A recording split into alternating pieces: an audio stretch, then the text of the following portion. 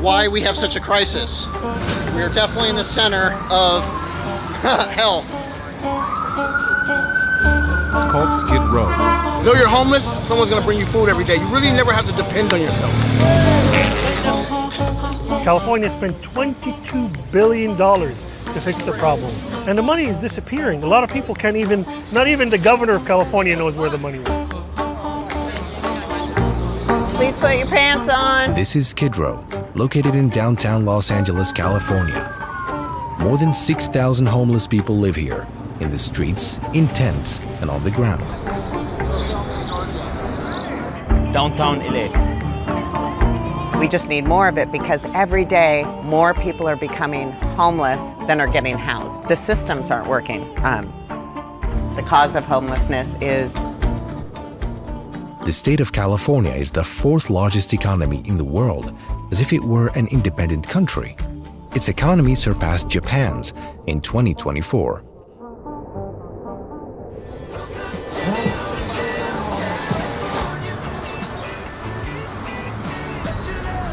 Well, we're in Hollywood, and this is right next to Hollywood Boulevard. You got the famous Hollywood sign on the hill over here.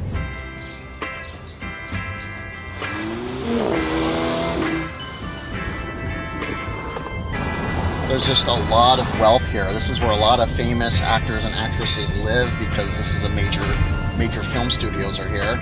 And what I find interesting is we are 7 minutes away from Skid Row. We are in Hollywood. Extreme poverty and extreme wealth.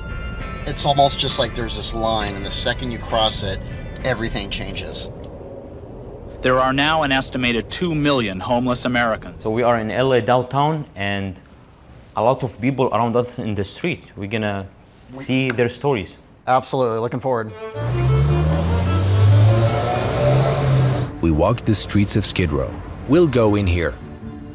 Downtown LA's Skid Row. What's the number of homeless people in Los Angeles currently? 116,000 unsheltered. Homeless people gather here from everywhere because of the beauty of the state and its amazing year-round weather.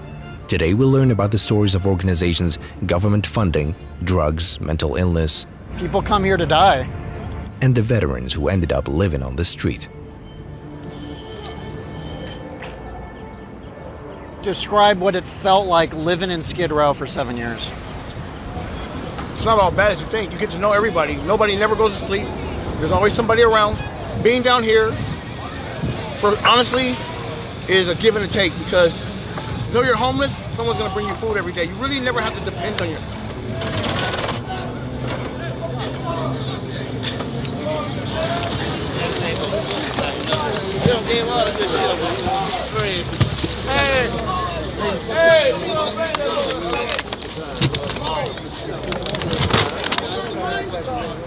Most of the organizations that provide food, clothing, and even free overnight shelter are based here. Oh, and they want to microchip us. Elon Musk. Elon. It is not just one street, it's an entire neighborhood made up of about 50 blocks, covering nearly 1 square kilometer. It's considered one of the poorest and most homeless areas in all of America. It is home to marginalized groups where homelessness, addiction, and poverty collide.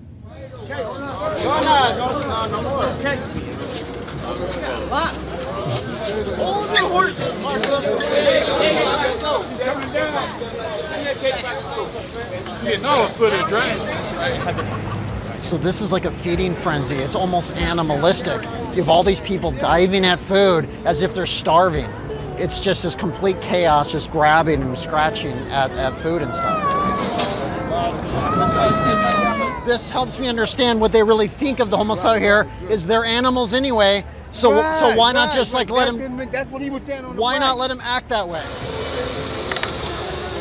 We started by meeting a businessman from California who is informed and close to the situation. Well, first, my name is Shadi Sais. I'm a business owner, been in business for over 20 years.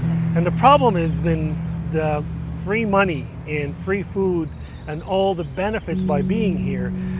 Since 2021, California spent $22 billion to fix the problem. But how can you fix the problem if people and organizations, nonprofit and profit organization, getting all this money, they're not going to want to fix the problem because they want to keep getting that money over and over, and this is tax-paid money.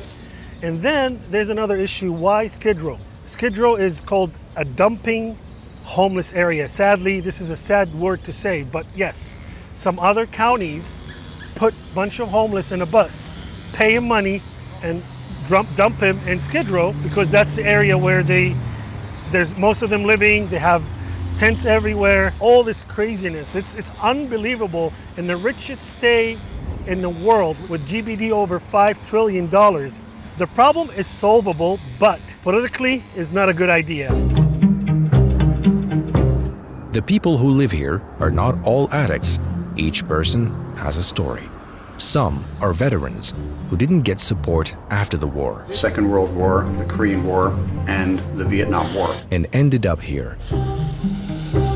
Others are former inmates who were released with nowhere to go. Some were kicked out after losing their jobs or falling into debt. Some suffer from mental illness and have been abandoned by their families or healthcare institutions. Some are looking for a new beginning but are stuck in a harsh reality. And many are drug addicts, which are the majority. It's bad down here. It's bad with the drugs, the violence. It's just bad, and children live down here. And you cannot get out of this, or you like it to be like this, or? I just got out of jail. I'm trying to get into the homeless hotel program, but they can't just go apply for it. They're just going around to encampments, and I don't go to encampments. Like a bunch of homeless people around, I have a tent and everything. I set it up by myself. So you were in a good position in your life, but then It's okay, not great. I'm a cook. I've always been a cook. So I got one last question. How did this homeless crisis get so bad, and what would you do to fix it? I sold drugs right here for about 2 months, 24 hours a day. This is the police station. And I find it the safest place to sell drugs, actually. No, that's true. I sold crystal here for, about 2 months, 24 hours a day. Are you still homeless, or were you formerly homeless? I was formerly homeless. I just got my apartment. so how did you get out, you like yourself? Sick and tired of being sick and tired. So if you want to leave the street, you can You can't actually live in the streets. You don't have to live here. You can go to that big tall building right there. You can go inside of there, go through a 90-month program, and they'll put you into that bigger building and behind there. And people, they don't leave. No, that's what I'm telling you. Now you get back to what I'm saying. Do not look at the body, what people are doing, how they physically look. It's all here, bro. It's all perception.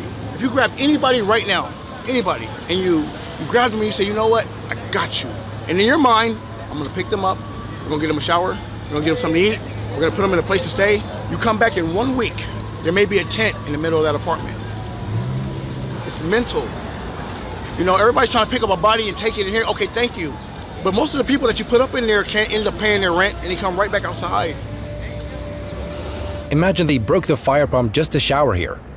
But the important question is, are these organizations part of the solution, or are they, as some claim, part of the problem? Stick around till the end. We'll be interviewing the largest organization that receives direct support from the US government. Well, like, how long you been homeless out here? About 15 months. 15 months? Is anybody actively helping you off the streets? I filed some paperwork for housing. That's I good. don't qualify for it. This is her work and employment. Seriously? Yep. And I got stuck out here for 15 months. So you got stuck out here. This is Catherine. She's been homeless out here for 15 months. She wants housing, isn't able to find it, but she has applied. I'm gonna ask a blunt question. Do you feel safe out here? Sometimes, not always. So.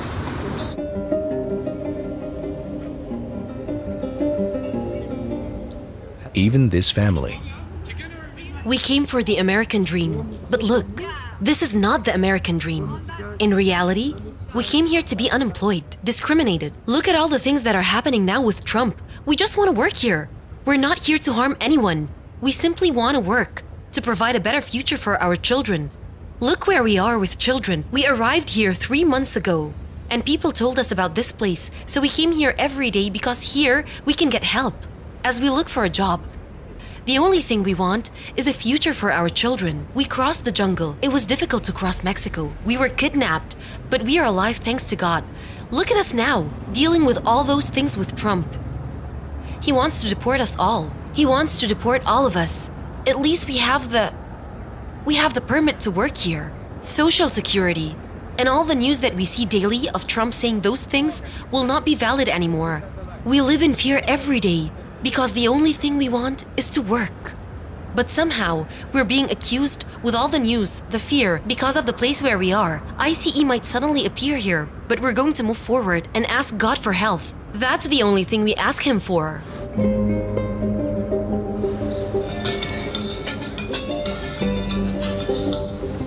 After using drug injections, they have this designated bin for used syringes so no one else uses it and spread disease. We're listening to many stories here. Some are truly unfortunate and ended up in heartbreaking situations.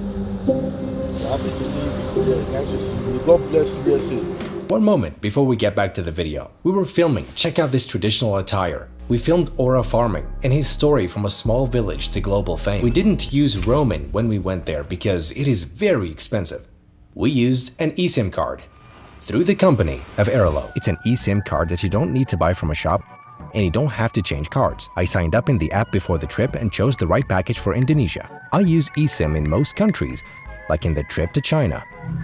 That's why I trust them and they are the sponsors of this trip. Once you buy 10 gigabytes, they give you a QR code that you scan like this and it gets you in right away, just like this. Hello. I got 10 gigabytes for 30 days and for a very cheap price. Try Airalo. This code gives you a $3 discount on your first eSIM card. The discount details are in the description below. Let's get back to Los Angeles. America is the richest country in the world with huge budgets, but the money does not reach those in need. It suffers from unfair housing policies, lacks a free, comprehensive healthcare system, and has a powerful capitalist, individualistic system that leaves the vulnerable behind. Look how many tents are here. She wants to talk. Hi. I do PCP and crack cocaine and marijuana.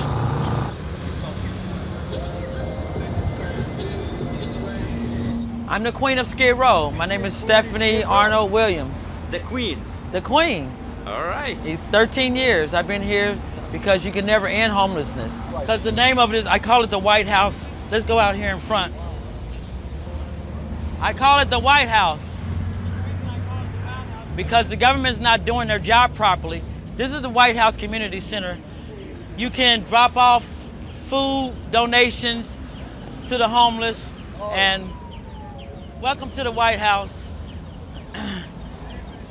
This is my bed. This is where I sleep every night. I've been here for 13 years now. We also just see there's not a lot of hope here. A lot of people come to California and get trapped here and end up dying here. So not a lot of hope, not a lot of help, unfortunately. As you can see, this is a line of people. They're at the Mission, hoping to get in for the night and also get fed. Overall, this is a legitimate crisis. Just look around. So most of these people up here has mental and they can't sign themselves in. So that's what started all this. The government makes more money now off of putting people in these homes, and now we got all these things in which you can come with a non-profit organization because that's corporation.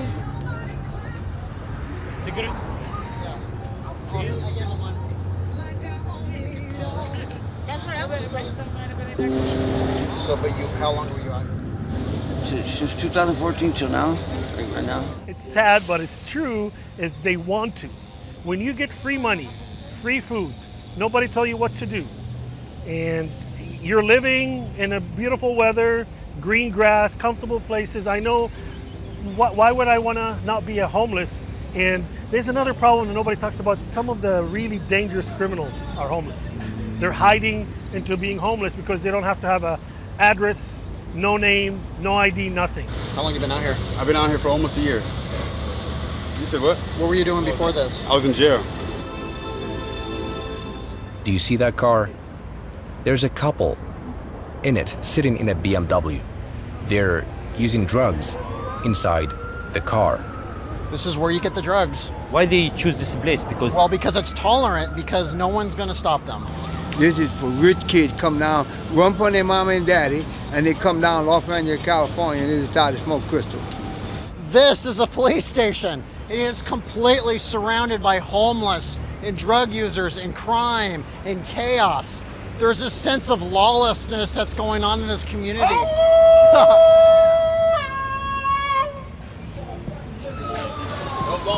This is not supposed to happen in America.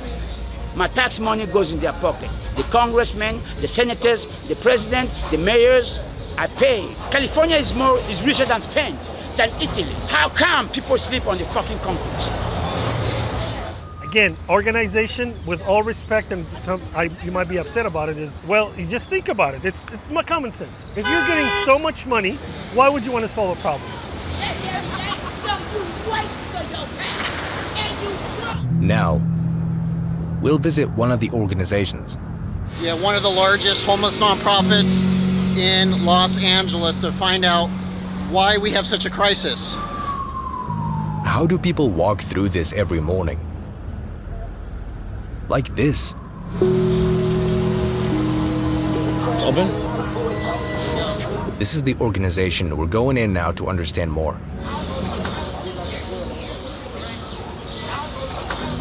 We got permission to film inside. We're not the hospital. You know how the hospital do it. A lot of diseases, and so we're not even allowed to go in unless they make sure that we're clean. Drugs everywhere, smoke everywhere. You're definitely going to get contact high being here. And we met one of the officials there. So this is our education center. We have computers. We teach the Microsoft Office suite here. We have an education coordinator who helps people wherever they are. We have music classes here. So we have about 300 people living in the Midnight Mission at any given time. We have crisis and bridge housing, which is emergency shelter to help connect people to services that are available readily. We also have a drug and alcohol recovery program, which is typically a year long. People can stay here and we help get rid of all the obstacles there are for them being self-sufficient. And then we have a family program where we house homeless families. You have a home for them, like they sleep? Yeah, we have an apartment building. You serve 1 million meals a year. Yes. Just on Skid Row, just right here at this location. Yes. And some people, there's this impression that we enable homeless people by providing the services that you'll see. Everything on our first floor is open to any man, woman, or child free of charge. But while people are homeless, they need food, shelter, clothing. And anyone in the street can come and... Anyone. And in fact, the people who are eating here are not just homeless people. They are people in the community who we might refer to as near homeless. So they have a job, they have an apartment, they pay their bills, but just food is too much. The older you get, the more community you come anyway. We have a barbershop that's run by volunteers, women's shelter. This was the first of its kind in Skid Row. We are not reliant on government funding, although we take some, but we really focus on treating the individual, not the dollar. I don't know why, but things are feeling a lot more intense on the streets right now. I think too, if you go to the heart of the heart, the cause of homelessness is loneliness. It is that disconnection from community and family. But there's no final solution for this? I don't think we'd end it forever, but I do think we need more services. There isn't one thing that's going to cure it. We just need more of it because every day more people are becoming homeless than are getting housed. The systems aren't working. Affordable housing, our mental health care system, the prison system. You get out of prison with $200 on a corner somewhere. You know, it's... All right, thank you. Please put your pants on. They live here. The facility has 300 beds for people who choose to leave drugs behind. He left the street and is living here now. All right, nice to meet you, man. Okay. I gotta get it. Our goal is always to restore people to self-sufficiency. So to get here, you need to stop drugs? Yeah, but it is no tolerance. Just like our men's recovery program, it's no tolerance. It's that moment of clarity, we call it, where somebody comes in and says, I don't want to live this way anymore. Bam, they're in, you know, and that's what we're really here for.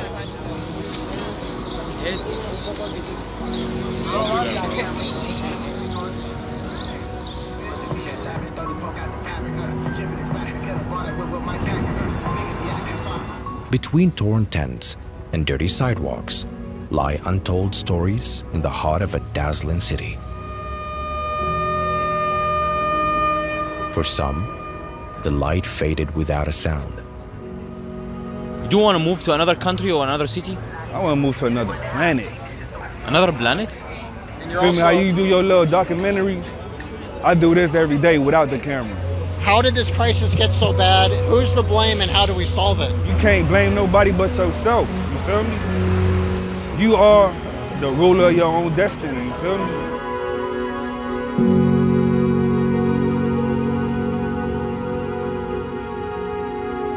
That was Skid Row. Hopefully this will be fixed in the next couple of years. Special thanks to Kevin, the expert who accompanied me in this video, and to Shadi, the owner of Image One in California. As you can see, 81% of viewers aren't subscribed, and only 18% are. So if you're enjoying and benefiting from this content, subscribe to the channel. It really helps us a lot.